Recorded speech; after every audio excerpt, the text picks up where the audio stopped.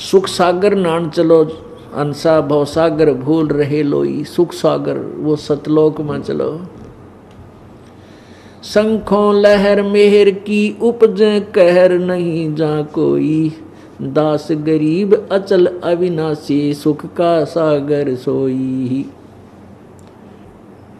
शंखों लहर मेहर की उपजे और कहर नहीं जा कोई। सतलोक में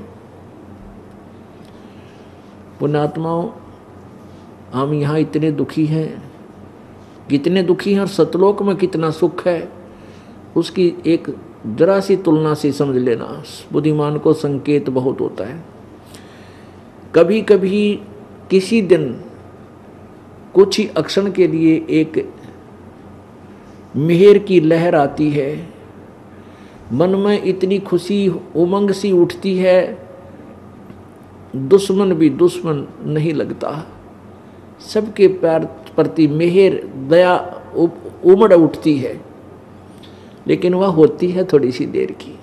और मन चाहता है कि आज सारा दिन ईसाई मन बना रहे, ऐसी आत्मा में हिलोर उठती रहे, वो न्यारा आनंद है, लेकिन वो नहीं रहती है।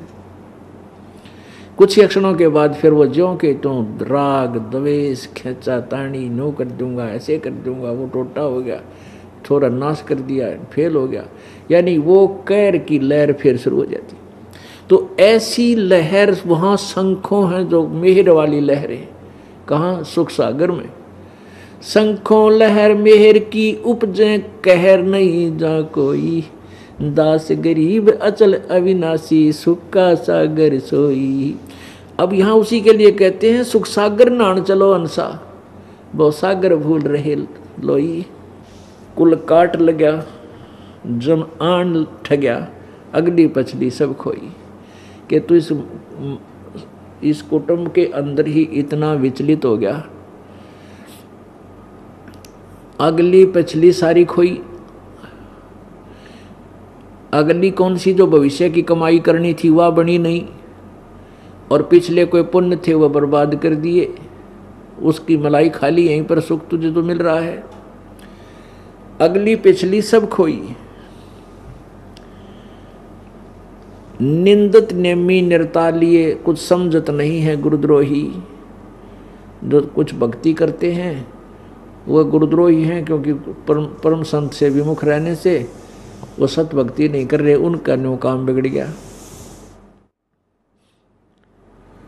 संतों का दोष धरे दिल में, अग पाप के बीज बहुत बोई।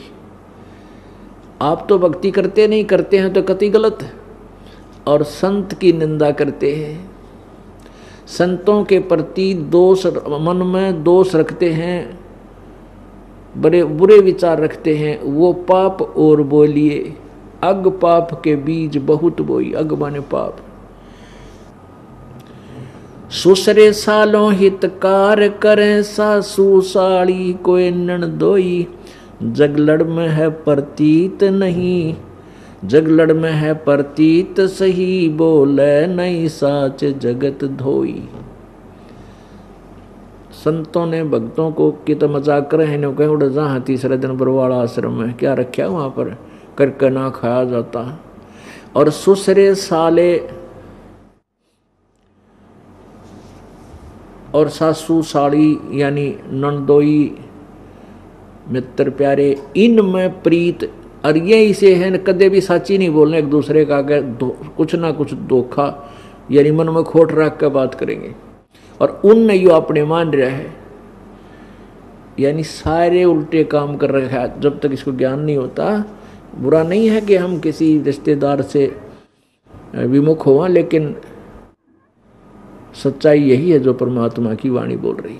कितना प्यारा रिश्तेदार हो, कितना मित्र हो, मन में गुंडी जरूर रखेगा। ये माता पिता पुत्रों और पुत्री से रखेगा, माता पिता। कारण कुछ भी हो, बच्चों को सारा भेज दे दिया, कदे नुकसान ना कर दें, बालक से कि बिगड़ ना जा। और बच्चे माता पिता से गुंडी रखेंगे, अवश्य कुछ न कुछ छुपा कर रखते हैं, चाहे ऊपर तक कितने प्यारे बोले जा। ऐसा है यहाँ का। तो ये सारा कुछ जुगाड़ सा जुड़ रहा है, पर इस जुगाड़ में अपनी भक्ति कर लो। ये तो जो भी है, जैसा भी है, ऐसा ही है, ऐसा ही रहेगा।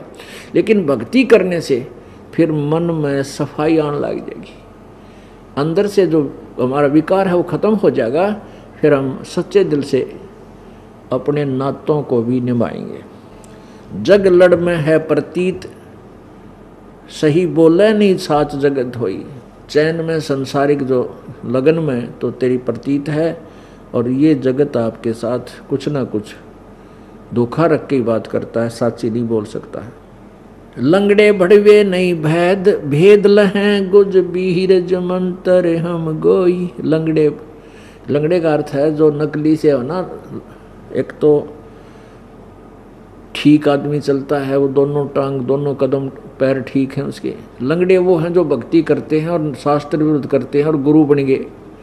कहते वो नहीं माने इन बातों को, वो अपनी ही तड़गड़मबाजी में उलझे रहेंगे।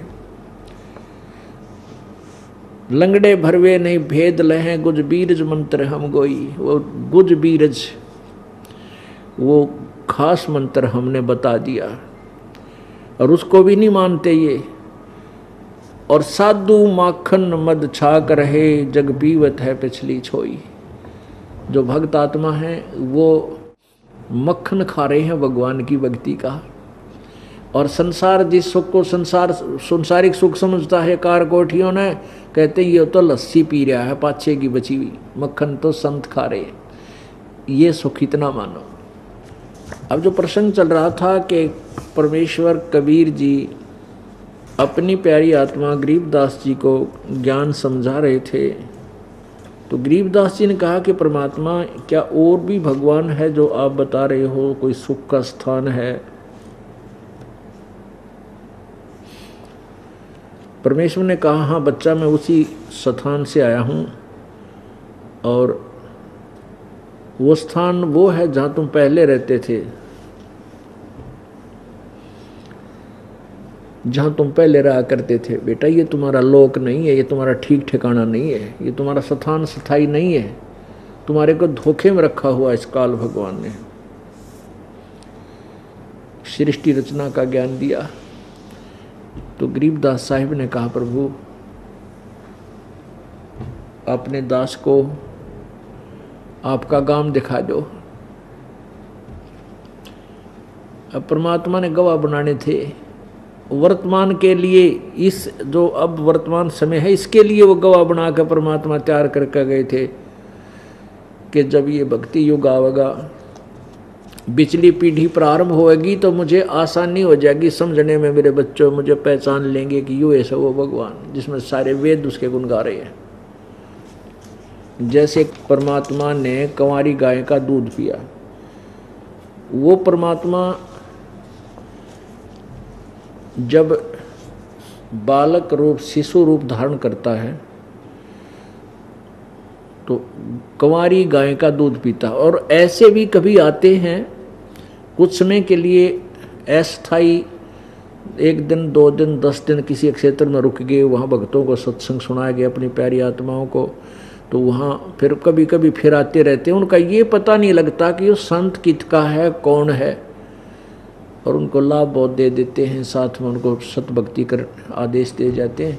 तो वो भक्त ऐसे साधना करते रहते हैं। फिर कुछ कहते हैं भाई पता नहीं संत का कितना अथर कितना नहीं, पर हमारा ये लाभ कर गया, हमें ये लाभ कर गया, हम ये मंत्र जाप कराया करा, उन्होंने ये बता रखा है। तो ऐसे परमात्मा भी आते हैं और काल भी आता रहता है, काल के दूत भी आते हैं। लेकिन इस तरह की लीला केवल परमात्मा ही करता है जो कंवारी गाय से दूध पीते हैं।